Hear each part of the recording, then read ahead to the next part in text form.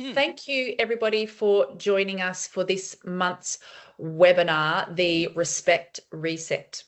We have consultant, psychotherapist, and coach Martine Barclay with us today, who is going to be talking about creating a culture of civility and care in the workplace. Martine is going to provide some strategies for navigating difficult conversations, as well as going to help us to develop our own Respect Reset action plan. And I have actually been thinking about this over the last couple of weeks. And I think the basic level of respect and care kind of goes out the window when we're at capacity. We're all stressed out about money, life, kids. It's moving at a wild pace. And I think this is one of the first things to go when we are stressed out. I think the humanity has been lost in our day-to-day, and we need to get that back. So hopefully you can give us some tools to get that back, Martine. Great. With that, I'll hand it over to you. Hello, everybody, and welcome. Today, I'm going to talk about the Respect Reset, creating a culture of civility and care. And so it's interesting what Sally had said in her intro, because I kind of went, oh, this is interesting. I went to a conversation about this many years ago, probably 15 years ago, showing my age. Anyway, about civility. And I thought, this is strange. I don't know why we need it. It doesn't really apply to the workplace that I was working in at the time. And I thought, oh, how interesting. Anyway, fast forward 15 years, I went on holiday recently to Japan. And if anybody has gone on holiday to Japan, you know that they are super respectful as a culture. You don't eat while you're walking. You're very quiet on the trains and everything, and a really caring culture. And so when I got to put these slides together today, I thought, yes, we do definitely need this, because the world has got faster. Our demands on us and our time has increased, and the pressures, I think, have probably grown exponentially too. So what a great foresight that Leapwell had in terms of putting this together at the beginning of the year. So let's get through. Creating a culture of civility and care. So today we're going to talk about the hidden cost, rather, of disrespect in the workplace, practical foundations for workplace civility, how respect helps build psychological safety, strategies for navigating difficult conversations, creating a culture of care and accountability, and then I'm going to invite you to develop your own Respect Reset action plan. And hopefully it won't feel too onerous when we get to that point. So as we start, I'd like you to think and reflect, and I'll give you a minute to do this, of a workplace where you felt genuinely respected. What made it different? Or perhaps you've been in the unfortunate situation of not being in a workplace where you felt genuinely respected. And if that's the case, I'd like to invite you to think about what it was that made you feel disrespected. And I'll just have a drink of water and then we'll get going, because it's important for you to have that in your mind as we go through the slides.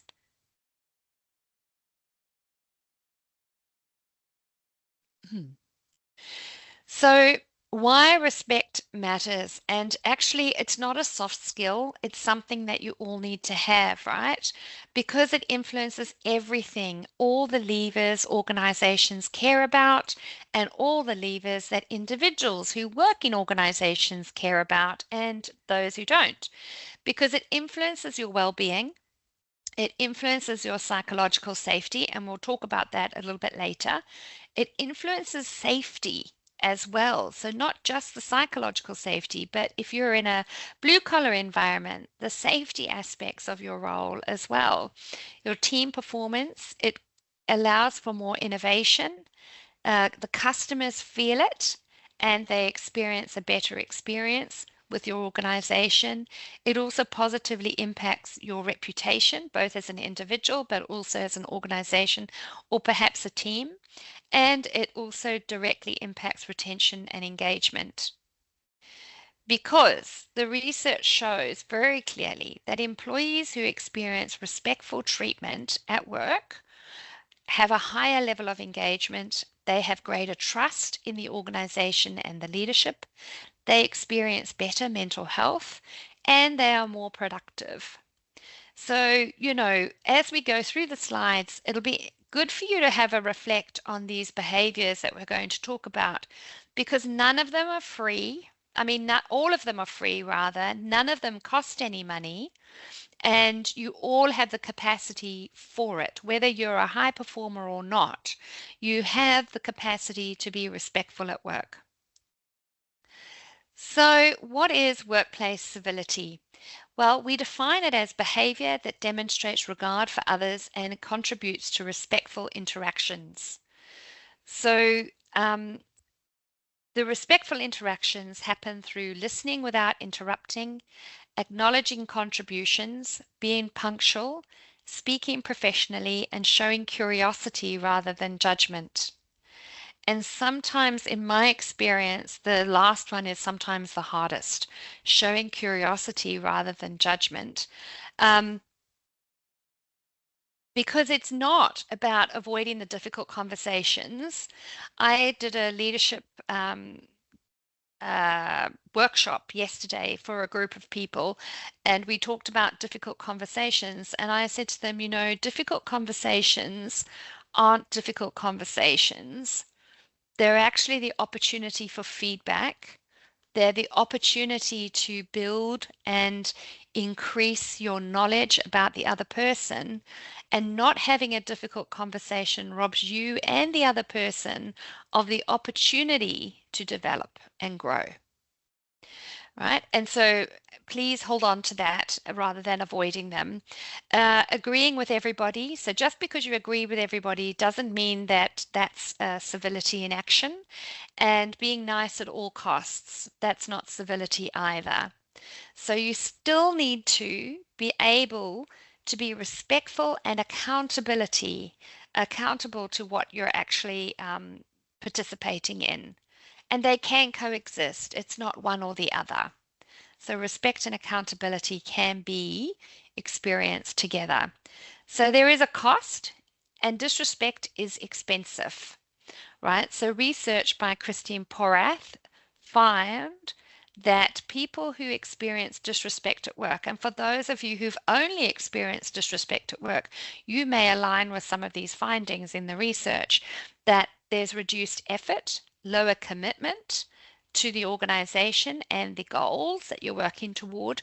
There's decreased performance, increased absenteeism, and greater intention to leave.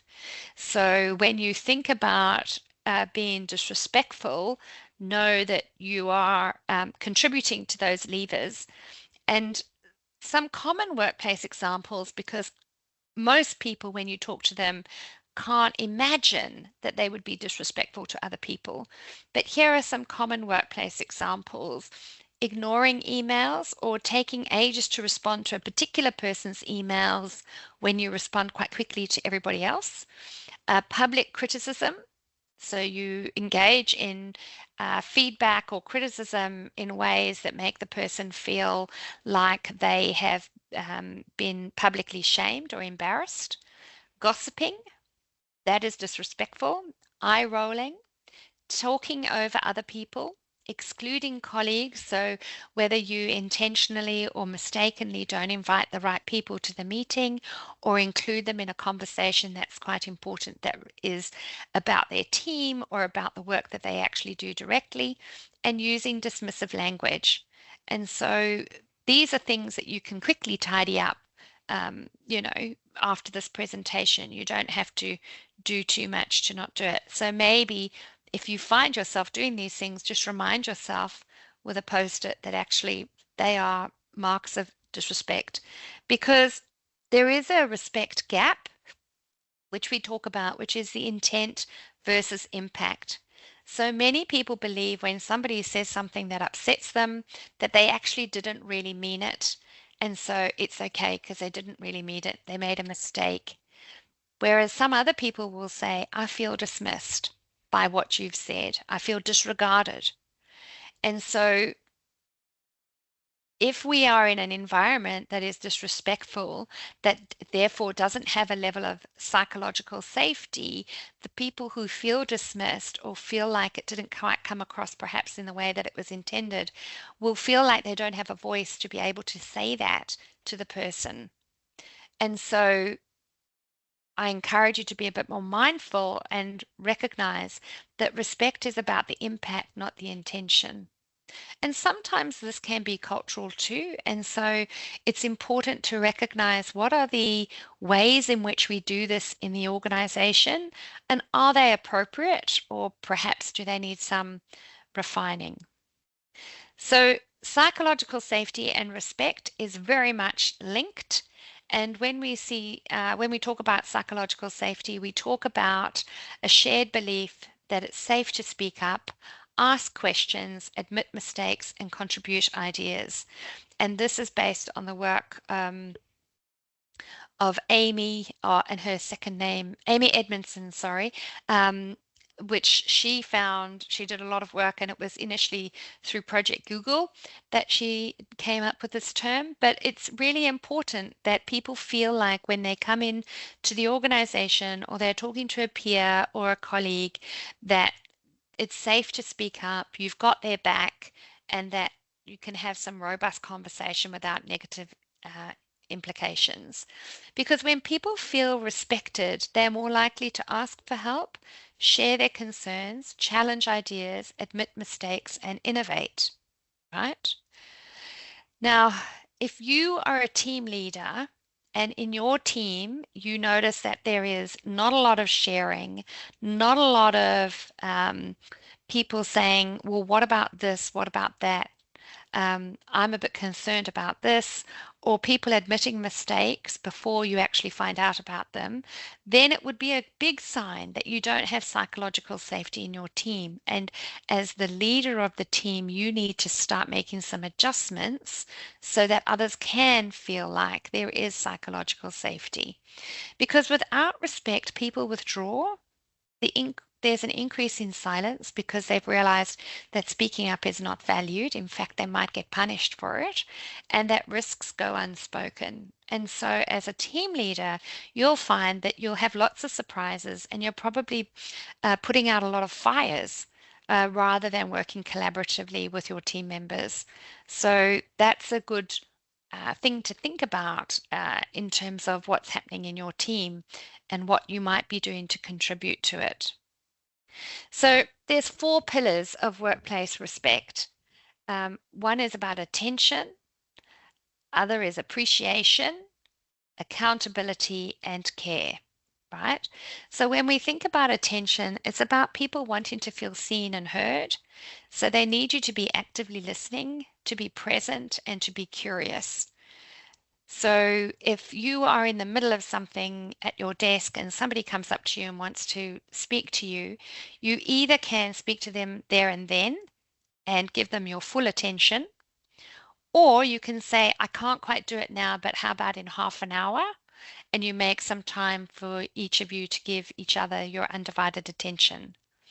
It's worse if you speak to them right there and then and you're still drafting emails or something else at the same time.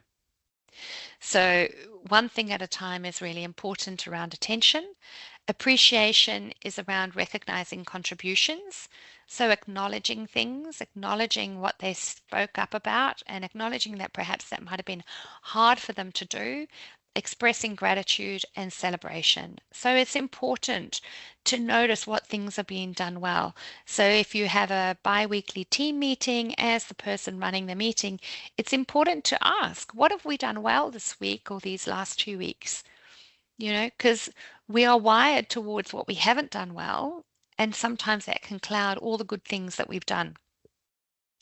Accountability, and so respect includes standards. And so that's quite an important one, because standards need to be applied fairly, but also consistently, right? So people need clear expectations, they need honest feedback, and they need follow through. And so make sure that you're doing that with every member of your team, because if you're not, then you're perceived to have favorites, and that takes away the psychological safety as well. So accountability is important, and care. So recognize the human behind the role. Share with empathy, compassion, and flexibility when you need to. So, you know, in some areas of work, there's some really tough things that you have to deal with. Acknowledge it, and be grateful and share that you really enjoy that they're able to still come up and do their work every day, even though the conversations they're having are really tough. So you can combine these pillars um, in one move, or you can make sure you're doing them at the different times. And so there's a ripple effect for respect, because respect is contagious, right? So one interaction will influence an individual, which can then influence a team, which can influence the culture, the customer, and the organization. And so because civility is built through interactions, and equally it's taken away through interactions. So it's not something that turns up overnight, but it's also equally not something that gets destroyed overnight as well. So it's not a lost cause. You can start today and make some changes if you feel you need to, and that will still have a positive impact for the staff and the team members that you have. Because the positive ripple is that the leader listens. So, that interruption while you were doing your email, you stop it, you listen, the employee immediately feels valued, that their contribution is valued, the trust in you increases, therefore they're willing to be more collaborative, and their performance improves. So that is the real positive effect of exercising respect in the workplace. Now, equally, there could be a negative ripple, right? So you're still drafting your email and you're listening with one ear what that person is telling you. So indirectly, you are dismissing the concern that the individual has brought to you, or the conversation that they feel they need to have with you. So they will choose to withdraw. They may even say, oh, it doesn't really matter, and go away. And they will have a decline in trust in you. Therefore, they'll become more silent, and therefore the problems will increase because they won't bring them forward. And so, like I was saying earlier, if you're a team leader and you're finding out things at the last minute and that, you want to ask yourself, what part of the ripple are these people in? Is it just a few, or is it all of your team? And what do you need to do about that? How might you go about it? So micro behaviors that build respect, okay, because everyday actions matter. As I said, the respect is built interaction by interaction. So you need to start saying thank you. I know it sounds um, a bit like, oh, why? They're doing their job. Well, just say thank you, because they are doing their job, because there are some people who don't do their job.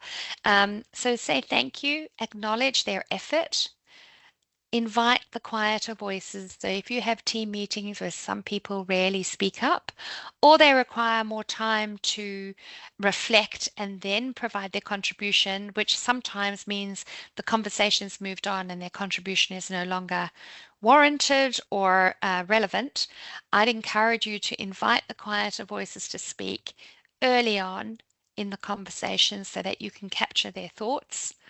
And obviously, sometimes the quieter voices want that reflection time, but by calling people earlier, you actually coach them and help them come to their reflection quicker, and their contribution. Being punctual. So today we started bang on time, pretty much. And so that is respectful to everybody else who made the effort to be here on time too, right? And follow through.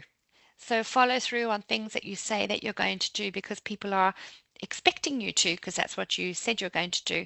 So you need to stop interrupting, having multitasking during meetings, the number of Teams meetings I go to in various forms, and people are doing other things in the meantime. And I know because I'm getting emails for them too, from them during the meeting, gossiping, assuming intent, and public criticism. So if you're one who gives a lot of group criticism and that, I'd encourage you to see if you can do it more privately. And assume that everybody's got a positive agenda, because that will help you in how you show up and how you talk about what's going on. So we all have difficult conversations. Some conversations are difficult for different reasons, right? Maybe it's a message that you have to give that you would prefer not to be giving because it's an organizational one, but you're the team leader, so you have to, or you're a peer and you want to give some feedback to somebody else. So as Sally was saying in the beginning, respect is most visible under pressure because it is often the first thing to disappear because you become singularly focused on what your outcome needs to be. And as a result, all this openness that you have, all this willingness to be curious, all of those things, they kind of disappear because time is of the essence, right? And so then when a disagreement occurs, I encourage you to pause before you react. Listen to what's being said, but also listen to what's not being said and seek understanding first, clarify it, check your assumptions, and respond. Because even though that feels like it's going to take longer to do, it's actually going to save you time in the long term. Because otherwise, you're going to be trying to do repair all the time, and that is harder to do. Trust me. And so also thinking about the language that you use, instead of you don't understand, try, can we explore this from a different perspective? What might somebody else think about this? A different team or things. So it's really important that you give the opportunity to truly listen and then respond rather than shoot from the hip and then wish that you hadn't said anything. So here is the Respect Reset Challenge. I'm asking you to make 3 commitments. Now, I've given you 5 options, and you might say, oh, but I do all of them. And if that's the case, then I encourage you to choose 3 that you really want to hone in on. Whether that's at home or at work, choose 3 to hone in on. So listening without interrupting, acknowledging one colleague daily. You can not underestimate the walking into the office and somebody saying good morning, how are you? That has a real positive impact. Or even, just in the morning, sending somebody a message and saying, hi, hope you're having a good day or a good week. We've got that meeting coming up. It'll be great to talk about X. So acknowledge one colleague daily, because sometimes when we're working from home, we kind of get into our own bubble and we forget that other people exist. Address issues directly rather than gossiping. If you're engaging in gossiping, it means that you're leaving things unsaid to the person who really needs to hear it. And also, if you're gossiping, you're also making it okay for people to gossip about you. So it's just a bad idea. So stop it. Ask more questions before making assumptions. Absolutely. If you ask open questions, you'll find that people are more willing to share more information. They open up and you get a far more better understanding of the context and the decisions or the things that need to be dealt with. And give respectful feedback this week and every week. If you've genuinely got feedback to give it. Because we hear so much about what we haven't done well, it's really nice to counterbalance it with some positive feedback. And, do it sincerely. Don't just do it because I said so. Because respect is what people experience in their daily interactions. And so if you're looking to build trust and you're looking to build co-creation within your teams and with your colleagues, then you do need to offer respect as the first step in that experience. So the key messages I've got for you today is respect is a performance issue and a well-being issue. It's not either or, it's both. Small behaviors create culture. So decide which small behaviors you're going to be responsible for.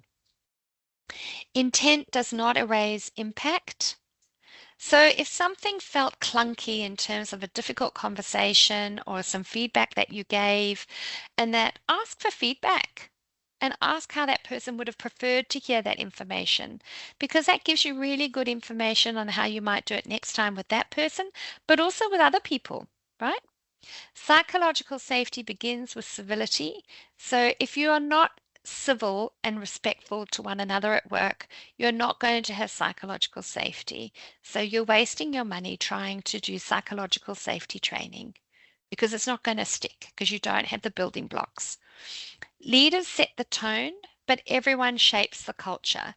So if you're a team leader out there today listening, have a think about what you could do differently and what you'd like to role model for members of your team, or what kinds of behaviors you'd like to encourage in your team.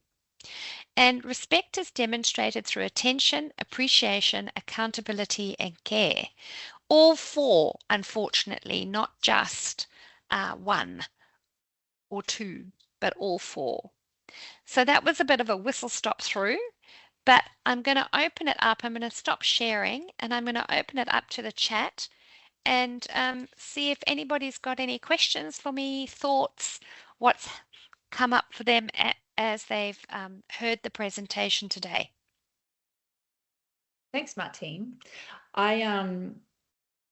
Would you recommend that if organizations are having if there's a lot of conflict, if they're having issues within their workplace, Yep, this is probably the place to start, right? absolutely.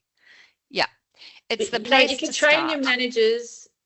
Yep. Sorry, I just interrupted you. Apologies. Oh, no, don't worry. I just jumped right in. If you're having issues with managers and employees, it kind of you're right, this is the building blocks. This is where you need to start. If there's not basic respect, people can't give feedback, people can't acknowledge each other's efforts, positive and negative. You can't really teach anything else on top of it if you're lacking this, right? Absolutely. You'd be building a house on sand, right? Yeah. Because if you can't have an open conversation and be respectful of one another's perspectives, then how can you even think that I can trust you with something that's a little bit more risky, you know? Yes. So absolutely, this is a building block. And so we've got a question. Somebody asked a question about how can you do this at the exec level? To make sure that people are being respectful. Well, at the exec level, you actually are looking to be more relational than transactional. And so, absolutely, this is a place that you can definitely do this and give feedback. And I think that the framing of the feedback is really important at every level. But certainly, if somebody was being disrespectful to you at the exec level, I would definitely start with, I just want to take some time. I have noticed that every time we we come into a meeting, I'm providing a solution or a discussion point. You talk right over me. I would really appreciate it if you let me finish what I have to say, because I know that we can work really well together, but this is really getting in the way of that happening. So you do need to explain why it's important and what the behavior actually is, because for a lot of people, they don't actually know that they're doing it. No. And so for change, awareness is the first step, right? And so if you just let them carry on, then they don't know. And you get more and more frustrated too. That's it. You Yeah. haven't communicated it to them. Yeah. Yep. That's it. You haven't Yep. communicated it. So, like somebody said to me once, I can't manage what I don't know. And it's the same. I can't change what I don't know. Yep. Yeah. Because I don't think anybody comes to work to be rude or to be dismissive. but sometimes culturally that comes across, particularly if it's somebody where it's not their first language, or where they're actually in a rush, or they've probably got a lot of personal pressures that nobody knows about, so there's a lot going on for people. And so just taking that few minutes to give that feedback, I think can be quite powerful, because it's only through giving feedback that you can build a deeper relationship with someone. Yeah. And if you don't give feedback, how can they know you continue to be grey to them? But when you give feedback and share information, then actually you start to get a bit of color, and they understand how to work better with you and you with them. And you can see if they are going to take that on board or not. Yeah. It can go one way or the other. That's exactly right. And so it's important to do it, because it's a bit like, if you don't give the feedback, you don't have the right to go and talk about it somewhere else, and you definitely should not be gossiping about it because you actually haven't told the person. Agreed. Yeah. So Agreed. that's a principle I live by. Yeah, I like it. I liked it before when you said, if you're gossiping, stop. Stop. Just stop Absolutely. it. Yeah. Yeah. Okay, fantastic. Once again, thank you so much. I think this is really valuable. I hope we can get this out to a lot more people, especially team managers, team leaders, and hopefully we can do some more training and workshopping on this topic, and bring back some civility and respect in the workplace. Absolutely. Thank you. Thank you. Thanks, everybody. Have a nice day.